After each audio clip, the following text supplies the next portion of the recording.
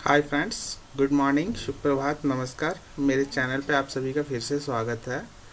Friends, आज एक बहुत अच्छी वैकेंसी आई हुई है जो कि है गुजरात के अंदर। तो हम लोग आज उस वैकेंसी के नोटिफिकेशन को एनालाइज करते हैं और देखते हैं कि उसमें हमारे दिव्यांग साथियों के लिए क्या क्या दिया गया है। सो फ्रेंड्स, आइए चलते हैं नोटिफिकेशन के ऊपर। तो फ्रेंड्स, ये जो नोटिफिकेशन है ये गुजरात हाई कोर्ट का है और ये फ्रेंड्स नोटिफिकेशन नंबर है RC1434 2022 सेकेंड। सो फ्रेंड्स, ये नोटिफिकेशन नंबर है और इस जो फॉर्म है इसके लिए स्टार्टिंग डेट जो है एग्जामिनेशन फॉर्म भरने के लिए वो है 28/4/2023, यानी कि 28 अप्रैल से ये फॉर्म भरना स्टार्ट हुआ है। और इस फॉर्म को भरने की जो आखिरी तारीख है वो है 19/5/2023, यानी कि 19 मई रात के 11:59 पे, यानी कि 12 बजने से 1 मिनट पहले तक। और उसके बाद फिर यहाँ पे इन्होंने नोटिफिकेशन में मेंशन किया हुआ है टेंटेटिव शेड्यूल ऑफ एग्जामिनेशन। सो देखिए फ्रेंड्स, फर्स्ट जो राउंड होगा वो होगा एलिमिनेशन टेस्ट, यानी कि प्री जिसको हम लोग जनरली बोलते हैं, वो मल्टीपल चॉइस क्वेश्चंस टाइप का होगा, ऑब्जेक्टिव। और उसकी डेट इन्होंने मेंशन की हुई है 25/6/2023, यानी कि जून में ये एग्ज़ाम होने के लिए इन्होंने लिखा हुआ कि ये एग्ज़ाम जून में होगा। और उसके बाद उन्होंने क्या लिखा है, फिर उसके बाद जो एग्ज़ाम होगा अब प्री ख़त्म होने के बाद जो भी क्वालिफाई करेंगे उनके लिए फिर क्या होगा, मेंस। और मेंस में इन्होंने मेंशन कर रखा है कि ये डिस्क्रिप्टिव टाइप का होगा, यानी कि लिखना पड़ेगा आपको। और इसके लिए इन्होंने एग्जामिनेशन डेट मेंशन किया हुआ है अगस्त 2023, यानी कि अगस्त में डेट एग्जैक्टली मेंशन नहीं है, बट ये इन्होंने मेंशन किया हुआ है कि अगस्त 2023 में एग्ज़ाम हो जाएगा। उसके बाद फ्रेंड, और उसके बाद क्या है, उसके बाद है प्रैक्टिकल स्किल टाइपिंग टेस्ट। तो फ्रेंड, ये जो पोस्ट है ये असिस्टेंट पोस्ट है और इसमें टाइपिंग टेस्ट वगैरह होना है। तो यहाँ पे उन्होंने उसके लिए भी डेट मेंशन किया हुआ है कि अगर आप प्री के बाद मेंस में एग्ज़ाम में क्वालिफाई कर जाते हैं तो अक्टूबर में आपकी टाइपिंग टेस्ट होगी, जो कि जस्ट क्वालिफाइंग नेचर की होगी, यानी कि आपको उसमें सिर्फ पास करना है। उसके बाद और क्या नोटिफिकेशन में देखते हैं फ्रेंड, यहाँ पे देखिए vacancy and pay scale. So friends, ये देखिए यहाँ पे मेंशन किया हुआ है the high court of Gujarat invites online application from the eligible candidates for filling up a total post of. देखिए फ्रेंड, यहाँ पे टोटल पोस्ट उन्होंने मेंशन किया हुआ है, काफ़ी अच्छी वैकेंसी है, 1778, यानी कि 1778 वैकेंसी टोटल दी हुई है subordinate courts in state of Gujarat के लिए, यानी कि डिस्ट्रिक्ट रिक्रूटमेंट ये चल रही है। और ये पोस्ट जो है, इसके लिए इस पोस्ट का नाम दिया गया है असिस्टेंट पोस्ट। और इसकी जो पे स्केल है इन्होंने मेंशन की हुई है 19,900 से 63,200, यानी कि 19,900 टू 63,200 ये पे स्केल है। ये मिनिमम है, ये मैक्सिमम है इस असिस्टेंट ग्रेड के लिए। उसके बाद यहाँ पे कैटेगरीज वाइज वैकेंसी यहाँ पे इन्होंने मेंशन की हुई है 786 वैकेंसी जनरल कैटेगरी के लिए, 112 वैकेंसी एससी के लिए, 323 वैकेंसी एसटी के लिए, और ये बैकवर्ड कास्ट के लिए 402 और इकोनॉमिकली वेकर सेक्शन के लिए 155, यानी टोटल 1778 वैकेंसीज। उसके बाद फ्रेंड्स, यहाँ पे इन्होंने मेंशन किया हुआ है कि ये जो वैकेंसी है वो सभी जो कैटेगरी वाइज रिजर्व कोटा है, जनरल कोटा है, सभी को मिला करके उसके बाद ये डिस्ट्रिक्ट वाइज यहाँ पे ये बांट दिया गया है, यहाँ पे मेंशन किया गया। और यहाँ पे देखिए इंपॉर्टेंट पॉइंट ये है फ्रेंड, यहाँ पे इन्होंने मेंशन किया हुआ है कि जो differently able person belonging to orthopedically handicap और locomotor category only can apply for the said post. यानी कि फ्रेंड्स, जो ये वैकेंसी है ये सिर्फ और सिर्फ हमारे वैसे दिव्यांग साथियों के लिए है जो ऑर्थोपेडिक हैंडीकैप हैं, लोकोमोटर ऑर्थोपेडिक, यानी कि जिनके हाथ पाँव में प्रॉब्लम है, बस वही अप्लाई कर सकते हैं। विजुअली हैंडीकैप पर्सन और हियरिंग हैंडीकैप पर्सन या फिर इसके अलावा मल्टीपल डिसेबिलिटी वाले जो पर्सन हैं वो अप्लाई नहीं कर सकते हैं। बस ऑर्थोपैडिक वाले जो हैं वही अप्लाई कर सकते हैं। फिर उसके बाद यहाँ पे एक जनरल नोटिफिकेशन है कि कोर्ट अगर चाहे तो जो वैकेंसीज है वो बढ़ा सकती है, घटा सकती है। उसके बाद और देखते हैं फ्रेंड्स इसेंशियल क्वालिफिकेशन। यहाँ पे देखिए फ्रेंड इसेंशियल क्वालिफिकेशन यानी कि क्या क्या चाहिए आपको। तो देखिए यहाँ पे उन्होंने एक डेट मेंशन किया हुआ फ्रेंड 19/5/2023, यानी कि जो फॉर्म फिलअप करने का लास्ट डेट है उस डेट तक आपकी सारी जो क्वालिफिकेशन है वो पूरी होनी चाहिए, आपके पास सारा कुछ होना चाहिए, ठीक है। उसके बाद क्वालिफिकेशन में यहाँ पे क्या मेंशन किया है, bachelors degree obtained from any of the university और इंस्टीट्यूट एस्टैब्लिश्ड इन और इनकॉर्पोरेट बाय और under central government state government act of India. तो ये आपके पास बैचलर डिग्री होनी चाहिए। उसके बाद यहाँ पे सेकेंड इनकी जो एसेंशियल क्वालिफिकेशन है वो है टाइपिंग स्पीड ऑफ 5000 की depression on computer in English and or Gujarati. So friends ये ध्यान रखेंगे, ये वैसे साथी भाई बहनों के लिए है जो गुजराती जानते हैं। यहाँ पे इन्होंने मेंशन किया हुआ है कि आपकी जो टाइपिंग टेस्ट होगी वो इंग्लिश और गुजराती के लिए होगी। फिर उसके बाद इन्होंने मेंशन किया हुआ है एसेंशियल क्वालिफिकेशन में कंप्यूटर ऑपरेशन है वो आपको आना चाहिए, ठीक है। उसके बाद यहाँ पे देखिए फ्रेंड्स ये पॉइंट में इंपॉर्टेंट है, देखिए यहाँ पे लिखा हुआ है sufficient knowledge of English Gujarati and Hindi, मतलब आपको गुजराती आनी ही चाहिए तभी आप इस पोस्ट के लिए अप्लाई करेंगे। उसके बाद फिर फ्रेंड्स एज लिमिट, यहाँ पे देखिए इन्होंने मेंशन किया हुआ है a candidate for the post shell not be less than 21 year and not more than 35 year. So friends ये 21 और 35, ये 21 तो मिनिमम जो सभी लोगों के लिए है और ये 35 है ये जनरल कैटेगरी के लिए है, और इससे ज़्यादा आपकी एज 19/5/2023 को नहीं होनी चाहिए, ये जनरल कैटेगरी के लोगों के लिए है। लेकिन हमारे जो दिव्यांग साथी भाई बहन हैं उनको अपनी कैटेगरी के हिसाब से छूट मिलेगी। जैसे कि देखिए यहाँ पे अगर गुजरात वाले कोई फ्रेंड हैं तो ही उनको एज रिलैक्सेशन है और डिफरेंशिएबल है उनको ही है। तो यहाँ पे रिजर्वेशन का जो बेनिफिट है ना वो जो गुजरात के लोग हैं उनको ही है। तो डिफरेंटली एबल जो पर्सन है उनके लिए देखिए यहाँ पे 10 ईयर्स का एज रिलैक्सेशन है, लेकिन इसके साथ भी रिस्ट्रिक्शन है। देखिए फ्रेंड्स अब अभी ऐसा होता है कि जो जनरल कैटेगरी की अपर एज लिमिट होती है उससे आप सपोज कीजिए कि एग्जांपल के तौर पे आप पीडब्ल्यूडी हैं तो आपको 10 साल की छूट मिलती है, तो यहाँ पे 35 है तो आपकी एज लिमिट जो छूट मिलेगी वो 45 तक मिलेगी। लेकिन यहाँ पे इन्होंने एक चीज़ क्लियरली मेंशन किया हुआ है कि देखिए आप चाहे किसी भी कैटेगरी क्लास से हों, चाहे आपको कितना भी एज रिलैक्सेशन मिल रहा हो, लेकिन 19/5/2023 तक आप मैक्सिमम 45 ईयर्स तक हैं तो ही आप अप्लाई कीजिए, नहीं तो उससे ज़्यादा अगर आपकी एज हो गई, आप पीडब्ल्यूडी भी हैं तो भी आप अप्लाई नहीं कर सकते, आप एलिजिबल नहीं हैं। ये देखिए यहाँ पे इन्होंने मेंशन किया हुआ है। ओके फ्रेंड्स, उसके बाद और आगे देखते हैं फ्रेंड्स इस नोटिफिकेशन में क्या लिखा हुआ है।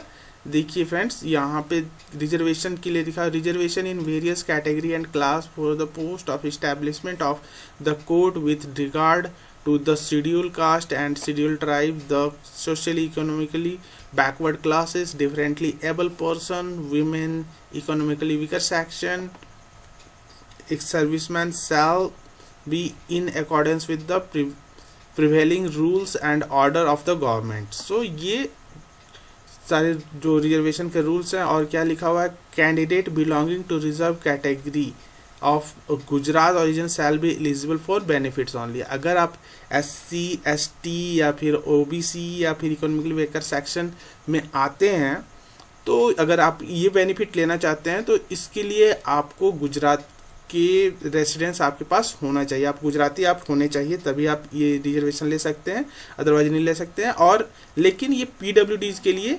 आप जनरल कैटेगरी से फिलअप करेंगे तो भी आपको PWD का बेनिफिट यहाँ पे मिलेगा, क्योंकि ऐसा कुछ यहाँ पे उन्होंने मेंशन नहीं किया है कि PWD होने के लिए भी आपको गुजराती ही होना चाहिए। सो फ्रेंड्स, लेकिन ये चीज़ है कि आपको गुजराती आनी चाहिए, यहाँ पे वो मेंशन है। सो ये देखिए यहाँ पे रिजर्वेशन का इन्होंने मेंशन किया। फिर उसके बाद यहाँ पे देख लेते हैं फ़ी। तो देखिए फ्रेंड्स यहाँ पे फ़ी इन्होंने मेंशन किया हुआ है कि जो रिजर्व कैटेगरी के हैं ST SC OBC PWD EWS उनको 500 देने हैं, और उसके अलावा जो बैंक के चार्जेस लगते हैं वो, और जो जनरल कैंडिडेट हैं उनको देने हैं 1000 रुपीज़। तो जो हमारे PWD फ्रेंड्स हैं वो जान ले कि ये यहाँ पे आपको 500 का चार्जेस देना पड़ेगा। ओके फ्रेंड्स, और ये पेमेंट जो है ये ऑनलाइन ही प्रोवाइड, आपको ऑनलाइन ही देना होगा, ना कि आपको ऑफलाइन देना होगा।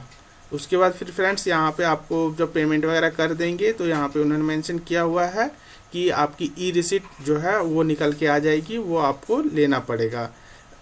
और अगर आपको सपोज कीजिए कि आपने सेलेक्ट किया है कि आप ऑफलाइन पे करेंगे, तो देखिए यहाँ पे उन्होंने मेंशन किया, if cash challan offline is selected, candidate is required to take printout of challan and pay the requisite fee before the challan expiry date and time at any of SBI branches by submitting the said challan to the bank. The concerned bank branch will retain bank copy of the challan and return the customer candidate copies। तो जब आप अगर cash में पे करना चाहते हैं तो उसके लिए भी आपको वहाँ पे जब आप अप्लाई कर रहे हैं तो पेमेंट के टाइम पे आपको सेलेक्ट करना होगा कि आप ऑफलाइन पे कर रहे हैं, उसको प्रिंट कराइए। उसमें 2 सेक्शन होगा, एक बैंक का सेक्शन होगा और एक कैंडिडेट सेक्शन होगा। तो बैंक वाले वो अपना जो उनका सेक्शन होगा उसको वो डिडक्ट करके वो रिसिट की कॉपी रख लेंगे और बाकी दूसरी कॉपी आपको वो दे देंगे। तो और यहाँ पे देखिए, यहाँ पे इन्होंने मेंशन किया हुआ है कि payment of fee through challan offline can not be made after the expiry date of the challan. तो जो आप चालान निकालेंगे तो उसमें एक एक्सपायरी डेट और टाइम रहेगा, उसके बाद आपको चालान वो काम नहीं आएगा, फिर दूसरा चालान निकालना पड़ेगा। ये यहाँ पे हो गया। उसके बाद यहाँ पे इन्होंने मेंशन किया हुआ है कि ऑनलाइन ऑफलाइन सिर्फ 19 तारीख तक जो मई में है वही उसी डेट तक आपको ये चालान या पेमेंट आपको करना है। ओके फ्रेंड्स, और यहाँ पे देखिए फिर यहाँ पे और मेंशन किया हुआ है कि इन्हीं दूसरे तरीक़ों से आप अगर पेमेंट करते हैं किसी तरीके से तो वो एक्सेप्टेबल नहीं है। उसके बाद फ़ी एक बार आपने पे कर दिया तो आपको वापस नहीं मिलेगा। और उसके बाद फिर फ्रेंड्स जो जनरल नॉर्म इंस्ट्रक्शंस होते हैं वो सारे हैं। यहाँ पे देखिए फ्रेंड्स, अब जो एग्ज़ामिनेशन होगा जो इन्होंने मेंशन किया हुआ प्री मेंस, तो यहाँ पे देखिए, यहाँ पे स्कीम ऑफ एग्जामिनेशन यानी कि जो एग्ज़ाम होने वाला जो होगा उसका क्या उसमें रहेगा। सो देखिए फ्रेंड्स, जो प्री एग्ज़ाम होगा, एलिमिनेशन एग्ज़ाम होगा, वो 100 मार्क्स का होगा, 1.5 आवर का होगा। और यहाँ पे देखिए, यहाँ पे question paper of elimination test shall consist of 100 multiple choice questions each of 1 mark for every wrong multiple answer there shall be negative marking. तो 100 क्वेश्चन 100 नंबर के और एक जो है नेगेटिव करेंगे आप तो उसके लिए 0.33 मार्क्स आपके कट जाएंगे। Language of the question paper shall be English except question in Gujarati. तो फ्रेंड्स, यहाँ पे मैंने आपको शुरू में बताया कि गुजराती आनी कंपलसरी है, तो इंग्लिश के साथ साथ आपको गुजराती भी आनी चाहिए, क्योंकि क्वेश्चन इंग्लिश और गुजराती में भी रहेगी। कुछ गुजराती लैंग्वेज के टेस्ट हो सकते हैं होंगे इसमें, तो गुजराती भी आपको आनी चाहिए। उसके बाद देखिए फ्रेंड्स, यहाँ पे सिलेबस इन्होंने दे रखा है क्या क्या है प्री एग्ज़ाम का। English language, Gujarati language, general knowledge, arithmetic, current affairs, Indian history and geography, basic of computer application, sports, analytical reasoning और मेंटल एबिलिटी। ये फ्रेंड्स जो है एग्ज़ाम का सिलेबस है ये प्री का।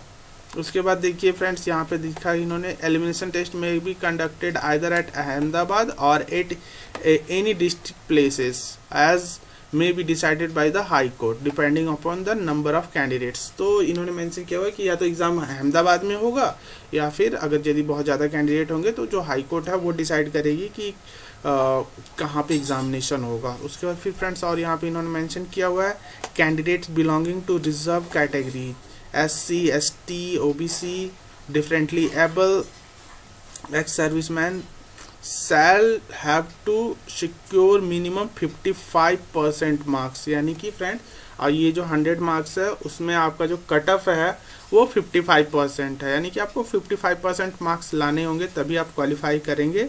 और दूसरे जो जनरल कैंडिडेट हैं उनके लिए है 60%।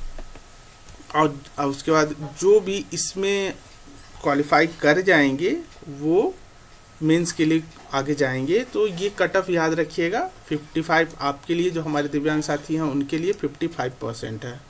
उसके बाद फ्रेंड्स यहाँ पे ये जो क्वेश्चन होने वाला है ये OMR सीट पे होगा। यहाँ पे इन्होंने मेंशन किया हुआ है, देखिए, evaluation of OMR sheet of the elimination test shall be evaluated on computer as per entries made in OMR sheet and as evaluation is done on the computer by scanning, thereby eliminating manual evaluation, rechecking और inspection of the OMR sheet।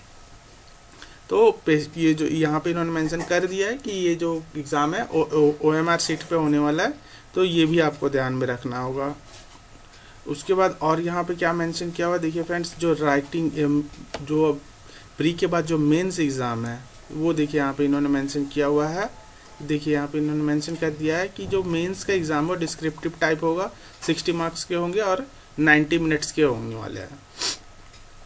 The candidates qualifying in elimination test will have to appear for mains examination, descriptive types 90 minutes, language of the question shall be English, to answer may be given in English if instructed otherwise। मतलब कि आपको जो question है वो English में ही रहेगा और हो सकता है अगर कुछ अलग से हो तो वो आपको दोबारा से इंस्ट्रक्शंस दे देंगे। उसके बाद देखिए यहाँ पे इन्होंने syllabus of the mains examination descriptive type का जो एग्जामिनेशन है उसके आपको यहाँ पे दे दिया गया, क्या क्या रहेगा उसमें। इंग्लिश लैंग्वेज, गुजराती लैंग्वेज, मैंने बार बार बोला है गुजराती आपको आनी चाहिए। फिर उसके बाद basic knowledge of computer, spreadsheet and word processing, ये मेंस के एग्ज़ाम है। फिर यहाँ पे इन्होंने मेंशन किया हुआ है कि जो रिजर्व कैटेगरी के कैंडिडेट हैं उसको इस एग्जामिनेशन में मिनिमम 45% लाने, यानी कि हमारे दिव्यांग साथी ध्यान देंगे, आपको मेंस में 45% कम से कम इन्होंने जो रखा है कट ऑफ, इससे ज़्यादा लाएंगे तभी आप मेंस में क्वालिफाई करेंगे। उसके बाद और क्या लिखा हुआ है यहाँ पे, in case the large number of candidates qualify in the main written examination it will be open for the high court to restrict the number of candidates as deemed necessary according to merit। So friends यहाँ पे देखिए इन्होंने mention किया हुआ है कि अगर यदि मेंस में बहुत ज़्यादा कैंडिडेट क्वालिफाई कर जाते हैं तो हाई कोर्ट है वो चाहे तो नंबर को रिस्ट्रिक्ट कर दे, रोक सकती है कि कितने कैंडिडेट उसको चाहिए और नहीं चाहिए। उसके बाद देखिए यहाँ पे मेंस के लिए, मेंस के बाद जो अगला है जो क्वालिफाइंग टेस्ट है वो है टाइपिंग स्किल टेस्ट, तो उसके लिए आपको 40 मार्क्स मिलेंगे और 10 मिनट्स का टाइम मिलेगा। कैंडिडेट्स यहाँ पे देखिए, यहाँ पे लिखा हुआ है the candidates who qualify in mains examination descriptive type will have to appear for typing test of 40 marks duration of 10 minutes on computer, English and or Gujarati as the case may be, at Ahmedabad और at any other places. So friends ये ध्यान देंगे कि आपको ये चीज़ जो है descriptive work के बाद 40 मार्क्स का जो है वो 10 मिनट्स का टाइपिंग टेस्ट का एग्ज़ाम होने वाला है, वो अहमदाबाद या कहीं और हो सकता है। उसके बाद देखना एक यहाँ पे क्या लिखा है फ्रेंड्स, एक a candidate shall have to secure 40% of marks. So friends आपको जो टाइपिंग टेस्ट है उसमें 40% मिनिमम आपको चाहिए ही चाहिए। देखिए यहाँ पे इन्होंने टाइपिंग के लिए क्या क्या, for typing test in Gujarati the candidate will be facilitated with Gujarati indexes input 3। तो आपको अगर गुजराती में टेस्ट होगा तो गुजराती के लिए यहाँ पे इन्होंने मेंशन कर दिया है कि क्या क्या रहेगा गुजराती के टाइपिंग के लिए, जो टूल्स आपको दिए जाएंगे। इसके बाद और देखिए फ्रेंड्स सिलेक्शन प्रोसीजर, यहाँ पे देखा सिलेक्शन प्रोसीजर क्या दिया हुआ है, high court reserve the adopt appropriate method to short listing the candidate, तो ये तो हाई कोर्ट के ऊपर है। और उसके बाद यहाँ पे ये जो दिया है ये देखिए, the select and centralised wait list will be prepared on the basis of aggregate marks obtained by the candidate in mains written examination descriptive type and practical. So friends आपकी जो मेरिट बनेगी इस एग्जामिनेशन के लिए वो mains के marks को लेकर के और जो आपका टाइपिंग टेस्ट होगा उसको लेकर के। सो देखिए ये ध्यान इम्पॉर्टेंट है कि आपको ध्यान देना है कि आपके मेंस के मार्क्स अच्छे हों ताकि आपका सिलेक्शन अच्छे हो, आप वेट लिस्ट में ना जाएं। मेंस प्लस जो प्रैक्टिकल होगा टाइपिंग टेस्ट वो, ओके। उसके बाद फिर देखिए फ्रेंड्स यहाँ पे मेंशन किया हुआ the high court shell prepare the select list in order of merit. So friends, जिनके ज़्यादा नंबर होंगे वो टॉप पे रहेंगे, जिनके कम होंगे उसी तरीके से मेरिट लिस्ट नीचे नीचे नीचे चलता ही चला जाएगा। उसके बाद यहाँ पे देखिए, यहाँ पे क्या लिखा है, the candidate whose name are included in the select list so prepared shall be recommended for appointment in order to of merit having due regards to the performance of the districts given by the candidate. So friends, आपके जो preference है उस preference के हिसाब से आपको यहाँ पे दे दिया जाएगा।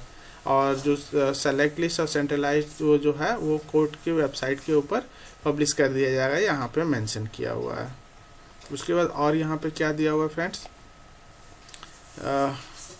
nonetheless irrespective of option for posting given the selected list waiting list candidate shall have no indefeasible rights to posting for other courts of his choice। so friends, यहाँ पे इसमें इन्होंने मेंशन किया हुआ कि हो सकता है कि आप पोस्ट सिलेक्शन जो डिस्ट्रिक्ट प्रेफरेंस दें वो आपको ना मिले, तो आप उसके लिए कोई अपील नहीं कर सकते हैं, जो आपको मिलेगा वो आपको लेना पड़ेगा।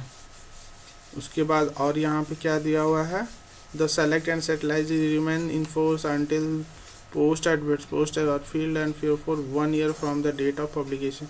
so अगर यदि सपोज कीजिए आपने एग्ज़ाम क्वालिफाई किया है तो वो जो आपने मार्क क्वालिफाइंग है वो 1 साल के लिए वैलिड है। अगर फर्दर कोई वैकेंसी आती है तो वहाँ पे आपको वो सेलेक्ट कर लेंगे। यहाँ पे डिसक्वालिफिकेशन फॉर अपॉइंटमेंट, ये देख लीजिए फ्रेंड्स, आप सिटीजन ऑफ इंडिया नहीं हैं, सेंट्रल गवर्नमेंट से आपको कुछ पनिशमेंट मिली है या फिर कहीं से आपके ऊपर कुछ एलिगेशंस लगे हुए हैं, आपको कुछ आपके ऊपर चार्जेस लगे हुए हैं, या फिर आप किसी गलत आदमी के साथ वहाँ पे गए हुए हैं, ये सब चीज़ें ध्यान में रखना है। फिर यहाँ पे if a man he is a man have more than one wife living and if a woman has married a man already having another wife। तो ये जो केसेस हैं इस केसेस में आपको डिस्क्वालीफाई कर दिया जाएगा। ये सारे कुछ आप लोग देख लेंगे। फिर उसके बाद ये हाउ टू अप्लाई, ये वाला सेक्शन यहाँ पे है फ्रेंड्स, इसके लिए मैं अलग से वीडियो बना दूंगा कि आप लोगों को परेशानी ना हो अप्लाई करने के लिए। फ़ोटो सिग्नेचर वगैरह आपको अपलोड करना है वो यहाँ पे है। और इसमें क्या इम्पोर्टेंट है फ्रेंड्स, और देख लेते हैं। ये पेमेंट्स वगैरह के लिए आपको शुरू में ही बताया गया, और एप्लीकेशन आपको प्रिंट आउट करना है, यहाँ पे ये बता दिया गया है। ये जनरल इंस्ट्रक्शंस है। और इसमें क्या इम्पोर्टेंट है फ्रेंड्स, ये सारा, ये फ्रेंड्स ये देखिए, ये ऑफिशियल वेबसाइट है। यहाँ पे इस वेबसाइट के ऊपर आपको जाकर के अप्लाई करना है, ये यहाँ पे दिया हुआ है। और उसके बाद क्या दिया हुआ है, यहाँ पे देखिए एंट्री इन द कंपाउंड, ये एग्जामिनेशन के लिए है। तो ये सभी एग्जामिनेशन पे लागू होता है। तो आप लोग एग्ज़ाम देते हैं तो आपको पता ही होगा, आपको मोबाइल फ़ोन गैजेट्स वगैरह ये सब लेकर के नहीं जाना होगा। ये सारे इम्पॉर्टेंट है। उसके बाद the selected candidate shall not be appointed continue as terms of unless the medical authority specified और clarify him fit for discharge. So friends, ये तो मेडिकल की बात हो गई। जब आप सेलेक्ट होंगे तो उसके बाद आपको ये मेडिकल पे गुजर के जाना पड़ेगा, तभी वो आपको जॉब के लिए फर्दर कंफर्म करेंगे। उसके बाद और इसमें क्या इम्पोर्टेंट है फ्रेंड्स, ये देख लीजिए फ्रेंड्स, कास्ट सर्टिफिकेट वगैरह जो अगर आप वहाँ के रिजर्व के लिए चाहते हैं, ये देखिए फ्रेंड्स, यहाँ पे ये हमारे दिव्यांग साथियों के लिए है, ये इम्पोर्टेंट है, ध्यान देंगे friends. In case of differently able candidate, a certificate from a competent authority to the effect that he or she is disability is not less than 40%, certificate for a standing medical board at Ahmedabad effect he should be able to perform his duty। so friends, आपके पास एक certificate होना ही चाहिए जिसमें कि 40% से ज़्यादा आपकी disability है वो मेंशन किया हो, और आपका जो सर्टिफिकेट है वो अहमदाबाद मेडिकल कोर्ट के द्वारा वो जो है वो वहाँ पे वेरीफाई किया जाएगा कि आपका जो सर्टिफिकेट है वो वहाँ पे है इफ़ेक्टिव। और उसके बाद और क्या है फ्रेंड्स, यहाँ पे देखिए, और तो कुछ इम्पोर्टेंट नहीं है। ये देखिए फ्रेंड्स, यहाँ पे सीट्स जो है वो दे रखी है इन्होंने कि कितने कितने सीट्स किसके लिए कहाँ पे एलिजिबल हैं। देख लीजिए फ्रेंड्स, ये सारा यहाँ पे ये इम्पॉर्टेंट है। यहाँ पे देखिए फ्रेंड्स, जो पीएच कैटेगरी है वो सिर्फ और सिर्फ ऑर्थोपेडिक के लिए है। सो फ्रेंड्स यहाँ पे देखिए बहुत अच्छी वैकेंसी है, तो काफ़ी अच्छा हमारे दिव्यांग साथियों के लिए अपॉर्चुनिटी है। 76 पोस्ट्स हैं टोटल। सो फ्रेंड्स होपफुली जितना कुछ इसमें इम्पोर्टेंट था वो मैंने कवर अप कर दिया है, और उम्मीद करता हूँ कि आपको चीज़ें समझ में आ गई होगी। और अगर फिर भी कुछ रह गया हो, कोई डाउट आपके मन में हो, तो वो आप मुझे कमेंट करके ज़रूर बताएं, ताकि मैं उसको फिर से रेक्टिफाई करके फिर से वापस से आपको बता पाऊँ कि क्या क्या इश्यू हो रही थी आपके साथ में। सो फ्रेंड्स होपफुली वीडियो अच्छी लगी हो तो सब्सक्राइब कर लीजिएगा चैनल को, और इस वीडियो की वैकेंसी को ज़्यादा से ज़्यादा लोगों तक पहुंचाइए, ताकि हमारे जो दिव्यांग साथी भाई बहन हैं जिनको ये नहीं पता है वो इस वैकेंसी का लाभ उठा सके और यहाँ पे अप्लाई कर सके। सब फ्रेंड्स, सारा जो लिंक डिस्क्रिप्शन बॉक्स में आपको मिल जाएगा, जो जो इम्पोर्टेंट डिस्क्रिप्शन बॉक्स में लिंक्स रहना चाहिए आपको मिल जाएगी सारी। Okay friends, thank you.